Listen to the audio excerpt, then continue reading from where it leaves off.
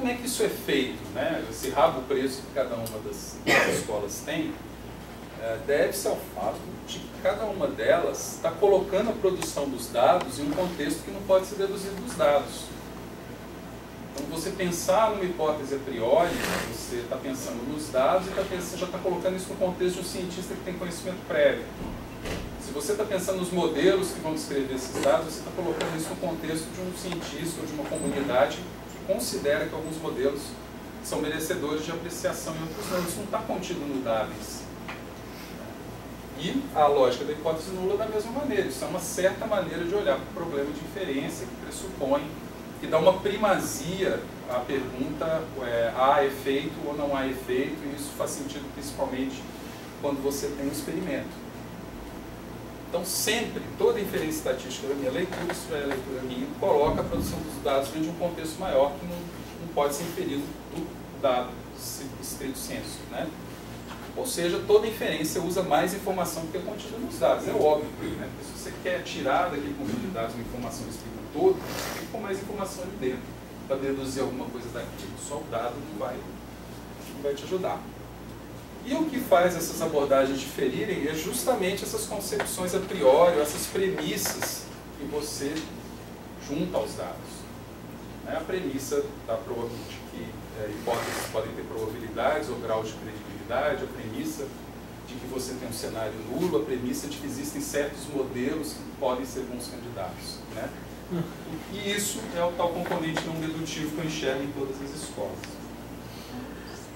Em resumo, para ir além do dado após obtê-lo, todas as abordagens já fizeram isso antes mesmo de obter o dado. Essa é a minha leitura dessa coisa toda. E aí isso, de novo, nos retorna ao problema de uma avaliação de premissas. Qual dessas premissas é válida? Mas as premissas também têm premissas, isso não é um debate frutífero. Não nesses termos estritamente lógicos de premissa. Claro, tem um monte de estatístico que faz disso a vida deles e eles estão certos, né? A profissão deles é essa. Eles estão trabalhando com teoria estatística e eles estão interessados nos fundamentos de uma certa teoria a partir de certos critérios lógicos ou matemáticos, ou enfim.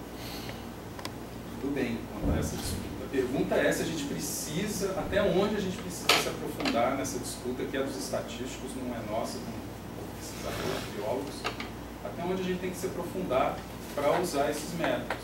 Essa análise que eu mostrou aponta o que eu já suspeitava mesmo. As pessoas consideram ou não consideram resultados científicos sem levar muito em consideração qual foi o método estatístico usado para fazer inferência. Por quê? Porque tem um monte de outras coisas em jogo. Isso aponta para uma estratégia mais pragmática. E aí, se a gente pensar bem, o que nos faz usar ou não um dado procedimento estatístico de uma dada abordagem estatística na nossa tese, na nossa dissertação, na nossa iniciação científica durante a vida toda? Um monte de coisas, né?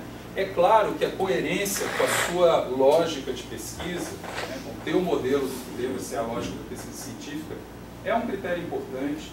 Eu imagino que essa curiosidade que move todo mundo a se informar um pouquinho mais sobre a diferença entre as escolas. Então, esse aspecto mais formal, né, que a Débora Maio explora bastante, outros autores também exploram, de quanto há de correspondência entre o procedimento estatístico e uma certa concepção de método científico, pode ser um critério, eu acho que para todo mundo em alguma extensão mas não é o único. Várias outras coisas, algumas mais pragmáticas, outras muito... Esse aqui é um critério bastante idealista, né? Outro critério mais abstrato ainda, que eu ainda não entendi direito, mas o Ricardo vai explicar um dia, são os tais valores epistêmicos, né? Quer dizer, você pode ter questões aí de procedimento que tem a ver com valores, mais até com epistemologia, método, senso estrito. Certos valores são caros a vocês. Eu uso o Linux em parte porque eu tenho certos valores a respeito de propriedade intelectual. Às vezes é mais complicado usar Linux do que o Windows. Mas certos valores me orientam a fazer isso. Em outros casos é muito melhor também. É um conjunto de razões que nos levam. Mas os valores estão em jogo aí. Muito legal de começar a trabalhar com o Ricardo nisso, porque ele está me chamando a atenção disso aí, né? a correspondência das suas hipóteses ou modelos estatísticos com as suas hipóteses e perguntas de pesquisa. Isso é uma coisa muito importante. Hipótese estatística é diferente de hipótese do projeto de pesquisa. Quando você faz a tradução da tua hipótese ou da pergunta do teu trabalho para um método estatístico, como qualquer tradução, ela comporta um certo componente de traição. Então não é a mesma coisa a hipótese que você escreve lá nos objetivos e como você vai usar, como você enuncia essa hipótese ou uma previsão dela para ela tornar-se objeto de um teste estatístico, um procedimento estatístico qualquer.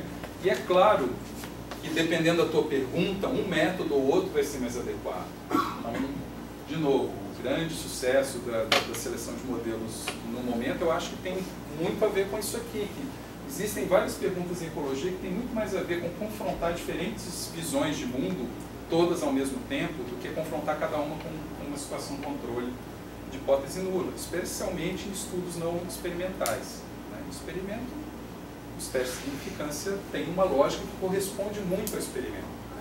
Tanto é que o Fischer, se você pegar os livros dele, ele define o teste e o procedimento experimental adequado para aplicar aquele teste.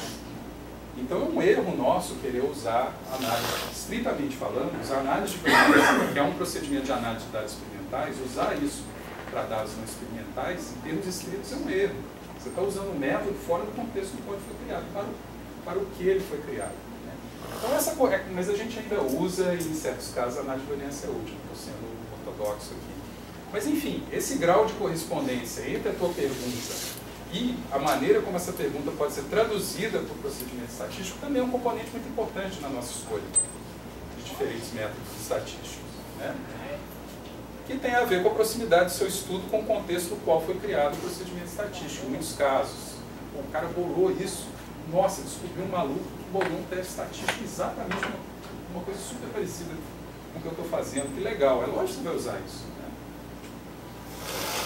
Às vezes a gente fica muito feliz, né? Você está com aquele problemão e um dos testes resolve exatamente aquilo, e de repente você acha um cara que tem um problema parecido com o seu, e às vezes a semelhança não é no sistema de estudo, né? O cara pode ser um psicólogo e tinha um problema que é análogo ao seu, bolou um jeito de fazer inferência ali, super legal, você vai lá e aproveita, porque você enxerga essa analogia de contextos. Isso é um outro critério que a gente usa o tempo todo para optar por uma ou outra abordagem, né? Um aspecto super importante, que eu acho que aqui o programa de pós-graduação chama muita atenção de vocês, é importantíssimo, e eu não vejo isso em todos os alunos de pós-graduação, que é, você compreende plenamente toda a maquinária estatística que você usou, é bom que compreenda, você vai defender esse negócio na frente de uma banca. Eu já vi saias justas incríveis de alunos que foram arguídos na banca, que não sabiam justificar certas escolhas que eles fizeram no teste estatístico. Mais vale um procedimento simples que você entenda plenamente do que você enveredar por uma coisa super complicada e você percebe que você não vai conseguir compreender até a tua defesa. E a defesa é só uma maneira de chamar a atenção para o procedimento pelo qual a gente passa ao longo da nossa carreira acadêmica toda, que é constantemente ser questionado sobre o conhecimento que você está produzindo. Então, chamar a atenção de vocês que, olha, o tempo todo vocês vão enfrentar essa situação. Então, ao longo da vida, se você não consegue justificar muito bem o que você usou aquele método, não é bom, até compreendê-lo, utilizar o método. Então, isso é um critério importante de escolha e eu acho que é bom a gente cultivar isso nos nossos estudantes para que isso permaneça como um critério importante ao longo da vida acadêmica. E a facilidade de comunicação. Então, claro que um teste de significância como um teste de T, eu não preciso dizer mais nada do que 3 palavras. Usei o teste T. Tá? Seleção de modelo já está mais conhecida, mas você ainda precisa gastar um pouco mais de latim para explicar para o teu leitor, porque nem todo mundo sabe qual é a lógica e tal. Então, a facilidade de comunicação com a sua plateia, que tem a ver em parte com quanto essa cultura já está disseminada, é um componente importante. Para que você vai usar um método super complicado, difícil de comunicar para os seus leitores, quando um outro método simples de fácil comunicação te provê exatamente a mesma inferência? Isso é um pragmatismo extremo, parece até um apelo ao conservadorismo, Nada pode ser feito pela primeira vez, mas é um componente importante que a gente deve levar em consideração. Em vários casos isso ajuda bastante. E por fim, a viabilidade, que tem a ver com essas coisas estão muito ligadas, né, esses 3 últimos tópicos, assim, tá, eu até entendi, eu acho que eu sou capaz de comunicar com a minha plateia, mas esse negócio é complicado pra caramba de implementar. Né? Exemplos, coisas que não estão disponíveis já como rotinas prontas, em pacotes estatísticos. Eu tenho que construir a minha rotina. É sensacional fazer isso. Né? O boom de uso do R deve-se, em parte, a isso. Você programa com análise com os seus dados. Você pode, depois de um tempo, você fica com aquela sensação de que você vai dominar o mundo. Né? Eu posso fazer qualquer coisa que eu quiser com esses dados. O conceito de análise como uma programação envolvendo dados é sensacional. Vai dar um puta trabalhão. Né? Então, pode ser que você chegue à conclusão, não, já tem uma coisa aqui pronta, eu entendi como funciona, o importante é que não seja uma caixa preta para você. Mas o sujeito já quebrou a cabeça, programou esse negócio para mim, eu boto os dados, aperto no botão e sai o que eu preciso, pode ser um critério importante para você optar por um procedimento estatístico. Não deve. Porque, afinal de contas, a gente não está sendo pago para fazer estatística, experimentar milhares de modos de analisar dados, e sim, ali é o ponto de partida para a gente fazer o nosso trabalho de ecólogo, que é interpretar esses resultados e avançar no conhecimento ecológico. Poupar tempo pode ser uma boa ideia nessas etapas que são meios, não são fins. Enfim, como eu vejo a coisa aqui, eu acho que muita gente veio aqui assistir esse debate para entender um pouco melhor das diferenças e também talvez procurando algumas dicas. Pô, mas o que eu faço? Né? Na minha época a coisa era muito simples, só tinha, quando eu era aluno de mestrado, só tinha frequentismo, os testes de significância eram aqueles ali, pronto, acabou, você abria a página, a contracapa do livro de estatística, tinha até um organograma, não é organograma, um fluxograma, né? Dizendo o que você deveria fazer, receitinha de bolo, né? Só mostra, você quer comparar 2 médias, você quer comparar mais de 2 médias, você está comparando frequência e você seguindo aquele fluxograma, chegava, bom, então o teste que eu preciso aqui é uma análise de variância, beleza, eu vou lá e faço. A página estava lá.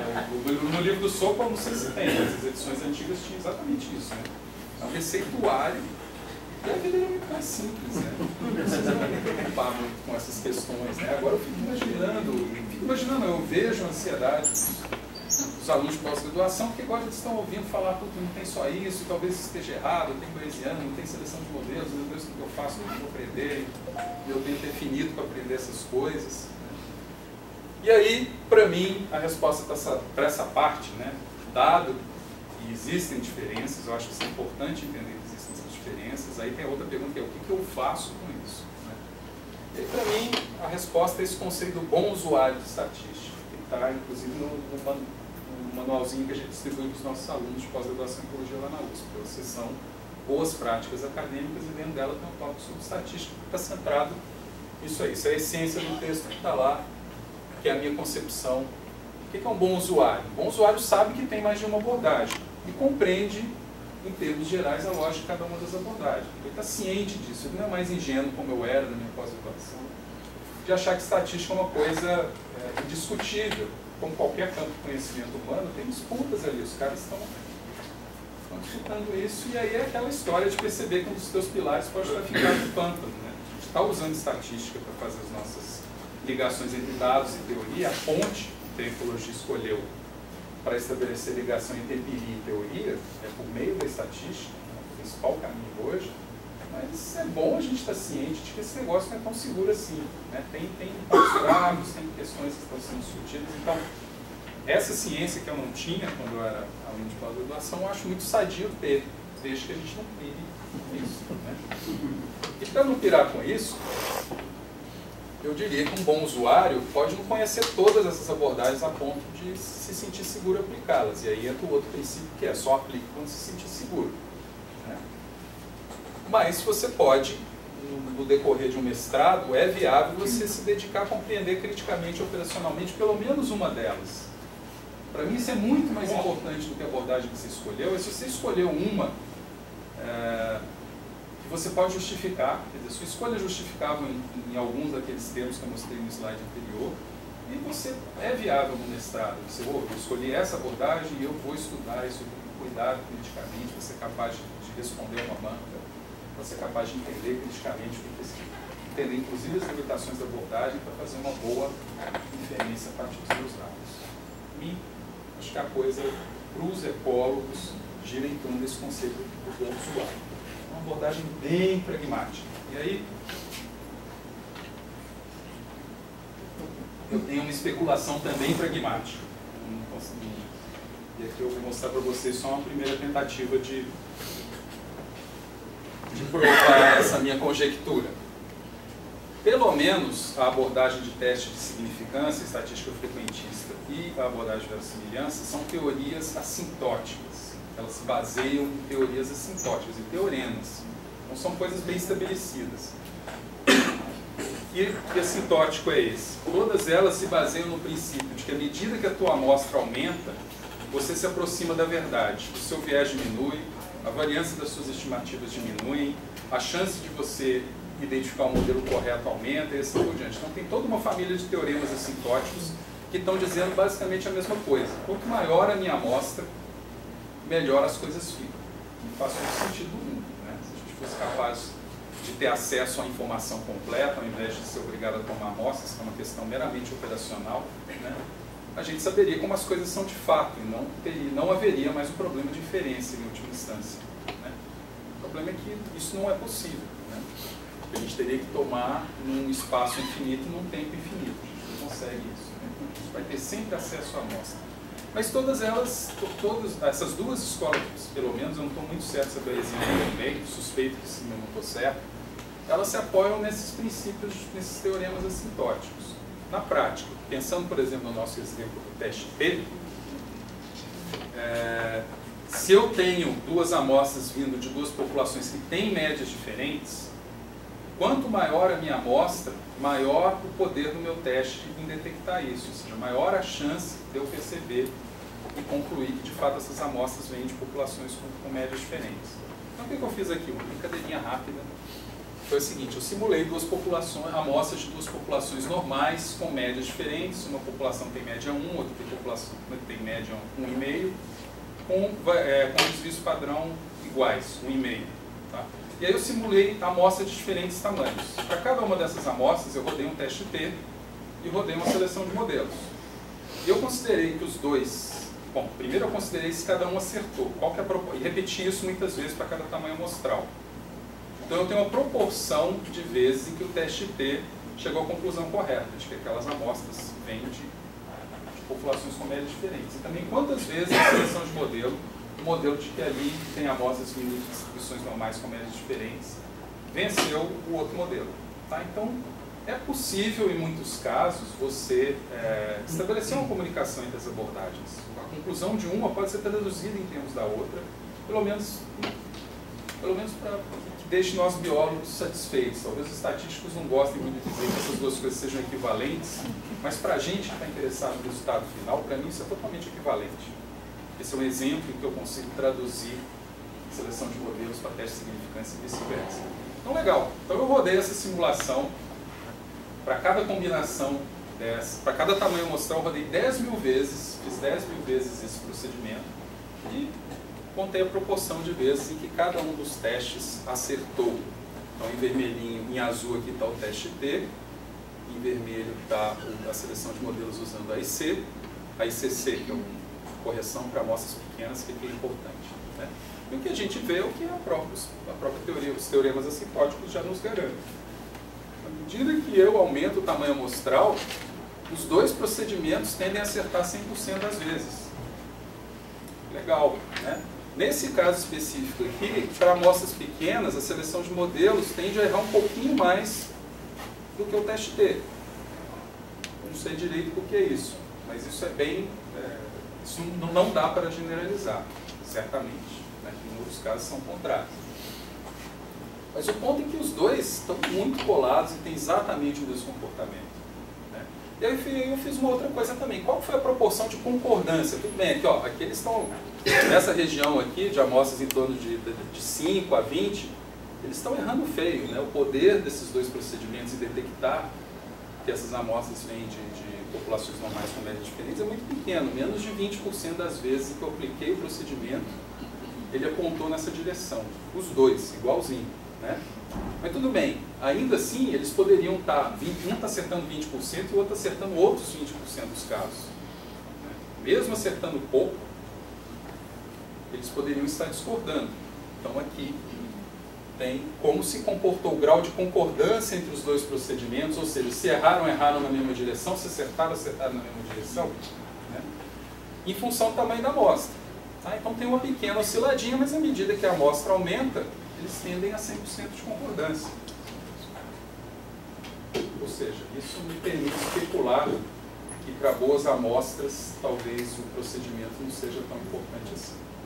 Se a sua amostra é grande o suficiente, pelo menos, é uma especulação ainda, é uma conjectura, tá? Mas ela se assenta nesses teoremas assintóticos. E notem que mesmo quando a discordância ainda está flutuando um pouquinho, notem aqui o intervalo, né?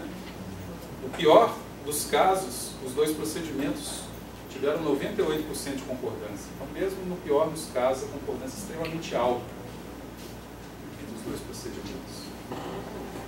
Então, isso aí é um embrião de algo que pode também virar algo sério, quem sabe até uma dissertação, de que, como essas teorias são assintóticas, os procedimentos se baseiam em teorias assintóticas, você poderia pensar que eles vão acabar concordando. No limite, se todo mundo tivesse acesso à população toda, todo mundo estaria de acordo, né?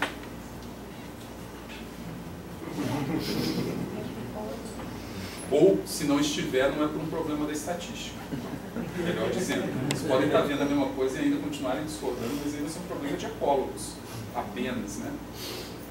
Ou filósofos da ciência, enfim, né? Tá certo? Então, isso é um argumento a mais para essa atitude mais pragmática que eu estou defendendo, né?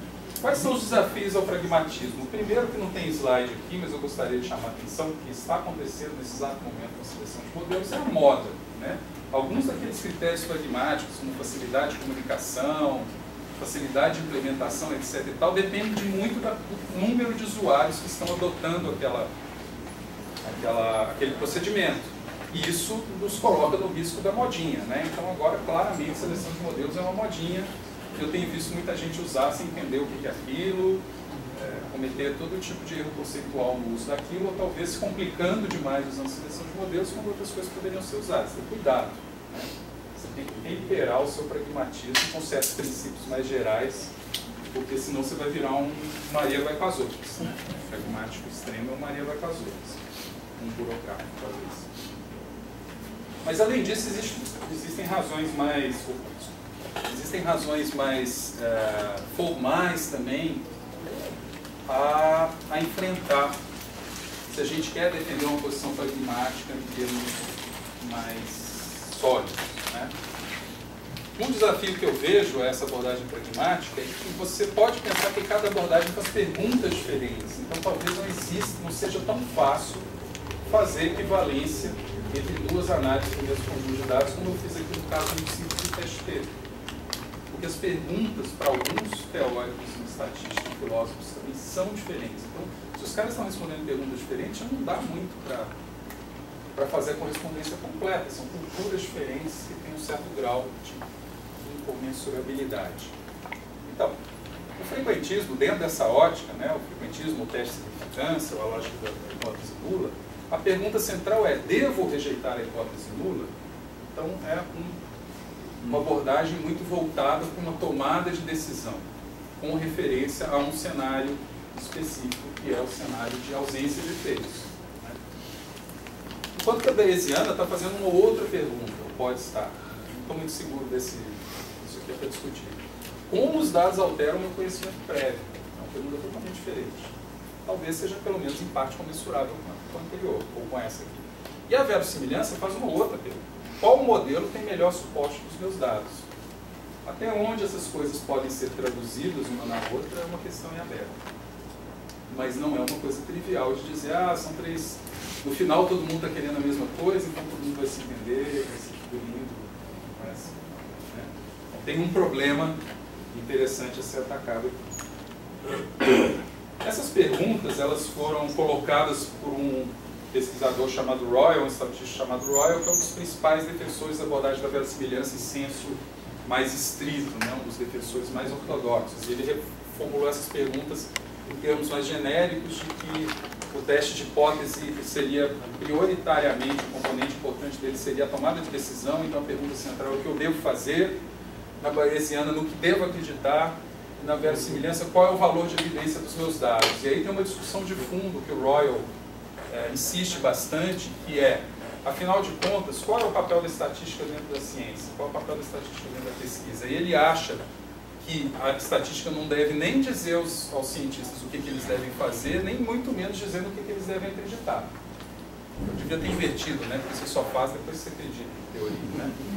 Ele acha que a estatística teria um papel muito mais modesto na pesquisa científica, que é simplesmente dizer, olha, para esses modelos você considerou, esse conjunto de dados sustenta mais esse modelo. Agora, se vira com isso aí. Isso não é mais problema estatístico. E o argumento dele é que quando a gente tem um resultado estatístico, de fato, quando a gente vai discutir, e por isso, tradicionalmente, a gente separa a sessão de resultados da sessão de discussão, quando a gente vai discutir, a gente recruta muitos outros elementos, informações e argumentos do que meramente o resultado estatístico, para construir a nossa interpretação daqueles dados. Então, para o Royal, é uma certa trapaça dos bayesianos jogar isso para dentro do método estatístico. Assim, como se você pudesse, de alguma maneira, tornar a coisa mais objetiva, porque agora aquilo que antes era subjetivo, de você olhar para o dado e discutir como esse dado altera o que se conhece, não, nós vamos jogar para dentro do procedimento estatístico, isso vira uma probabilidade, isso é uma coisa calculável, e isso daria uma falsa impressão de que a gente está sendo mais objetivo. Que gira em torno dessas perguntas do Royal, é muito mais uma pergunta que os estatísticos se fazem, mas que é relevante para a gente também. Assim, afinal de contas, qual é o papel da estatística dentro da nossa pesquisa? Será que ela não está tendo um papel, uma importância exagerada? A gente não está dando a ela uma importância exagerada? Pode ser. Talvez a gente precise dela para muito menos do que a gente acredite. Isso fala o coração dos biólogos, né, que são torturados por estatística, mas no fundo a gente gosta de filmar, né? E olhar as coisas com uma... Foi? Agora não dá amostra, agora não. No momento na amostra. Né? Muito bem. Para quem quiser saber mais, eu vou deixar o PDF aí, vocês podem depois copiar com calma, pegar as referências, né? Isso aqui não está por ordem alfabética, está por ordem realmente de uma sequência de leituras ficando cada vez mais complicadas, para quem quiser se aprofundar um pouquinho mais. Né? Então, esse capítulo aqui desse livro, o primeiro capítulo desse livro, o livro todo é excelente, ele botou pessoas das diferentes escolas para debaterem, escreverem artigos, e aí tem réplicas de cada um dos capítulos. Então, realmente é um livro excelente para ter uma ideia hoje de que pé que está esse debate, e é uma mistura de biólogos, filósofos e estatísticos fazendo esse debate. Tá? Mas o primeiro capítulo desse livro, alguns capítulos são bastante avançados, mas o primeiro capítulo desse livro é uma introdução às 3 escolas, e uma introdução extremamente didática, que confronta e tenta deixar, através da análise de um único exemplo, pelas 3 abordagens, e foi mostrar de uma maneira muito didática quais são as diferenças. E é interessante que, de novo, a conclusão é que o resultado é basicamente o mesmo para a análise desse conjunto de dados. Esse artigo foi um dos que o Peu achou na revisão dele, é um artigo que apresenta a ideia de seleção de modelos e faz uma defesa das vantagens da seleção de modelos. Mas eu acho um artigo razoavelmente equilibrado. Assim, ele fala, isso aqui é vantajoso, mas não estamos aqui querendo prescrever uma regrinha de ouro que todo mundo tem que seguir. Entendendo um pouco para a seleção de modelos, mas não só. O livro do Sober é uma referência essencial para quem quiser se aprofundar um pouco mais nos aspectos epistemológicos, filosóficos que estão envolvidos em inferência estatística. A primeira parte do livro, o livro se chama Evidence and Evolution, a primeira parte chama-se Evidence, em que ele faz um escrutínio excelente da lógica de cada uma das abordagens. E por fim tem o Royal, para quem quiser entender como é a cabeça de um cara da escola ortodoxa de verossimilhança, que é o cara que definiu o problema como um problema talvez de papel da estatística na pesquisa. E aí é para quem está mais interessado no que fundamenta a abordagem da verossimilhança. Queria agradecer muitíssimo mais uma vez o convite e a atenção de todos vocês. Obrigado.